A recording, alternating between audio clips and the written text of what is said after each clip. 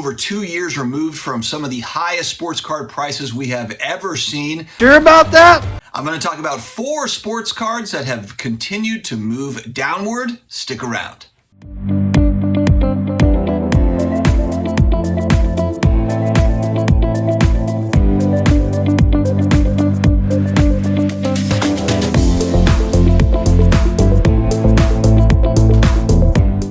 What's going on, sports card hobby family? We are back again, another day, another sports card video. Hope everybody had a great weekend. As prices continue to correct or stabilize, however you wish to look at it in the sports card world, we're going to look at 4 key sports cards today. So before I get started, huge shout out to today's video sponsor, COMC.com, your home for buying, selling, and flipping all the hottest trading cards. Their consignment marketplace now home to over 31 million cards from baseball's biggest stars like Shohei Ohtani, Aaron Judge, and Mookie Betts to Marvel favorites like Spider-Man, Thor, and Captain America. COMC has something for every type of collector, so make sure to visit COMC.com today to build your collection with your favorite cards. I've got a link to take you down there in the video description as well as the pinned comments. Also, don't forget the only place on the internet where you can get 10% off SlabMags. You've got nice cards, you've paid a lot of money for them. What's another 20 bucks to protect that slab so it doesn't get cracked? UV protection to make sure that the sun doesn't fade that surface or your autograph. 10% off SlabMags down below. All right, the first card we're going to tackle is a card that I want.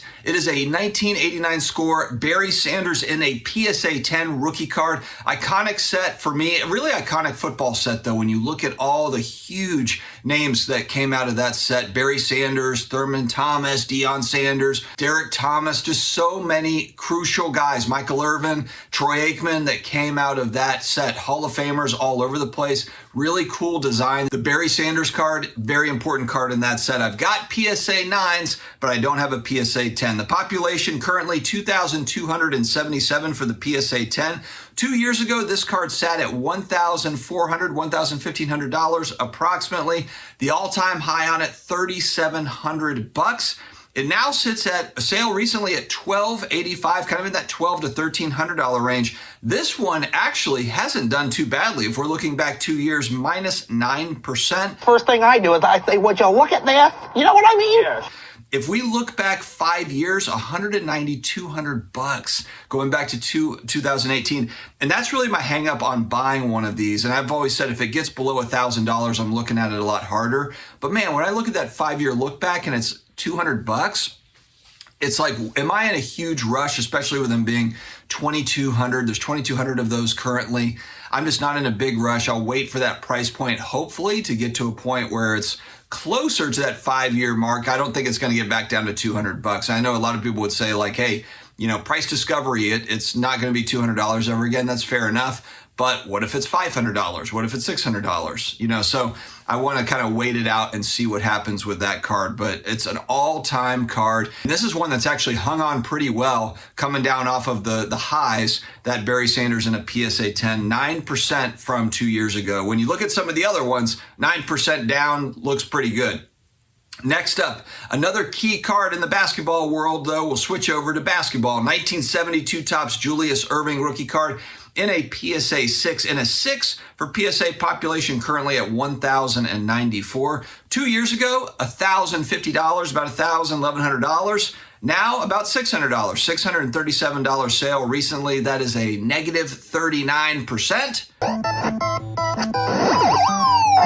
The all-time high for the PSA 6 here at $2,350 with a 5-year look back at $250, $350, roughly $317 sale. So again, about double where we were. So again, more than double now from where it was 5 years ago.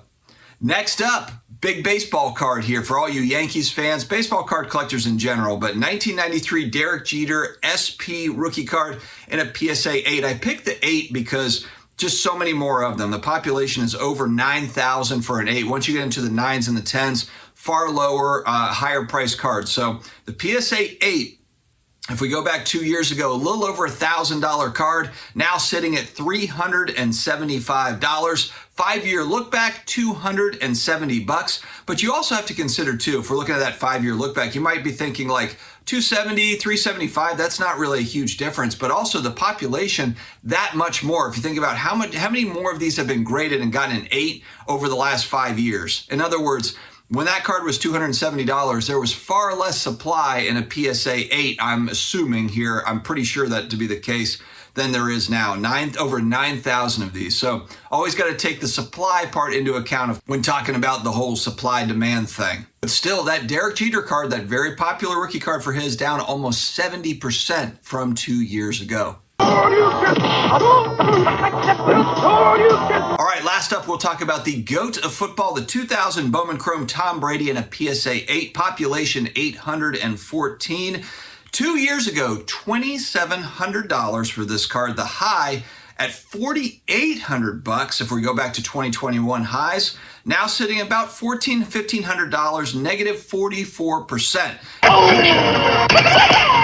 Some of the shine has come off Tom Brady just because he's not around. And this is kind of an interesting thing that we're seeing too. It's like you have these all-time great players. LeBron James is kind of one of those that falls into this bucket too, where pricing has really moved down on him for a while. He's in the twilight of his career. Tom Brady just retired. And so I feel like there is kind of there's a period of time, and again, I don't know what this period of time will be for Tom Brady, but there will be a period of time where he's kind of out of football, he's out of the news. There's all the attention is on the Burrows and the Patrick Mahomes and the Josh Allens of the world and all the other guys coming up.